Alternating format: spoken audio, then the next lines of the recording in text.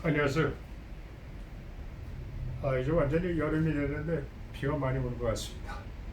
오늘은 적정관리비 달성을 위해 관리비 중에서 그 일반 관리비 부분에 대해 우선 말씀을 드리겠습니다.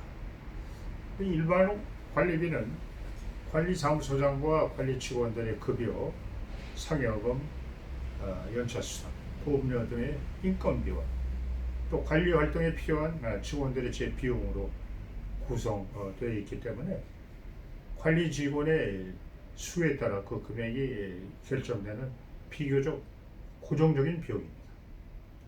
각종 시설물의 유지 관리와 회계 등의 운영을 관리를 위해 꼭 필요한 전문 인력이 있어야 하기 때문에 직원들의 업무 능력이 공동주택의 질을 판가름합니다.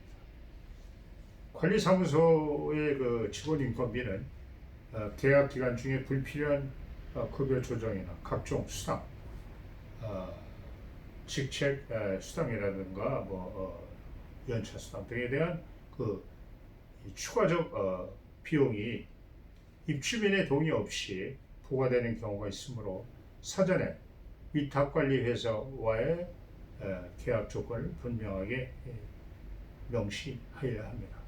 따라서 성공적인 공동주택 관리에 필요한 적정 수의 관리 직원 배치가 중요하며 무조건 직원 수만 줄이는 것이 최선은 아닙니다. 경비 시스템을 통한 무인 경비 시스템으로 변경하거나 중앙 난방식을 개별 난방식으로 바꾸는 것도 한 방법이 되겠죠. 각종 집기와 비품 그리고 소모품 등은 관리 대장을 만들어 효율적으로 관리하고 절약 정신을 유도하는 것도 일반 관리비를 절감할 수 있습니다. 우선 인건비부터 검토해 볼까요? 급여, 최수당, 상여금은 정부의 최저임금제를 기본으로 하여 직급별로 책정되고 근무 열수에 따라 조정되는데 입주자 대표회에서 위탁관리회사와 위탁 업무 계약을 체결할 때 물론 자체관리일 때는 자체적으로 하지만 단지의 규모와 상황을 바탕으로 인근 유사 단지와 비교하여 결정하여야 합니다. 얼마 전에 저희 아파트에 입주자 대표회에서 직원 급여 인상안이 상정되었습니다. 관리사무소장이 제시한 인근 아파트들의 직원의 급여 수준을 비교표로 몇 군데로 올렸는데 단순한 금액 비교뿐이지 각 아파트의 규모와 직원 수와 그들의 경력에 대한 비교 자료는 없었습니다. 단순한 직급별 급여 금액 비교에 불과합니다. 안 되죠.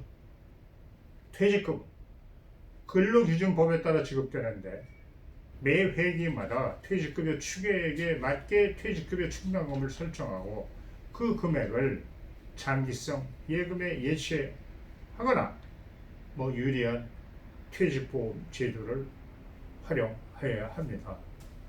어느 공동주택은 퇴직 발생 시에 퇴직금을 지급하고 일괄 비용 처리하는 경우가 있는데 이는 발생주의 원칙에서 아주 잘못된 것입니다.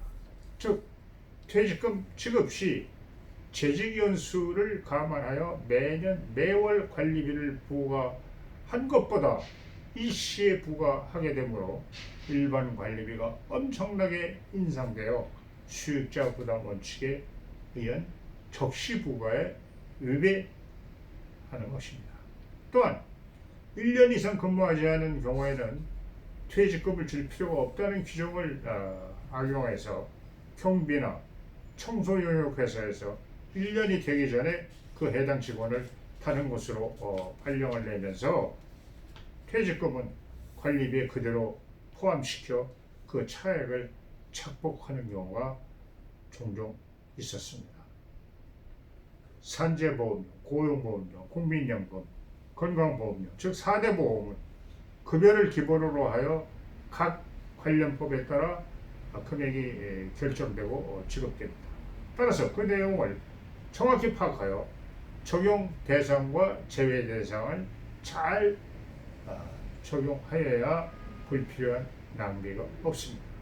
일반적으로 용역회사에서 아파트와 용역계약을 하면서 4대 보험료를 경비원, 미화원에게 지급한다고 하는데 실제로 그렇지 못한 경우가 있습니다. 즉 고령의 경비원이나 미화원들은 4대 보험 가입 의무가 없는데도 단지와 계약 시 모든 보험료를 계약 금액에 포함시키고 있는 경우가 있습니다. 식대 등 복리후생비는 잘못 활용하여 관리비를 인상시키는 경우가 자주 있습니다. 관리계약이나 별도 규정의 그 지급 방침을 명시하여 그에 따라 집행해야 합니다. 제3호비는 관리사무소에서 사용하는 일반 사무용품과 도서인쇄비 그리고 업무 수행을 위한 여비교통비 등입니다.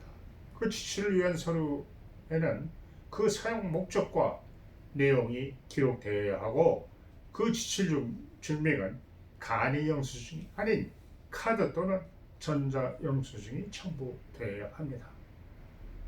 그 다음에 이제 제세공과금인 전화통신비, 우편료, 세금과 공과금, 관리사무소 증기료 관리사무소 직원들이 사적으로 사용해서는 안 되죠.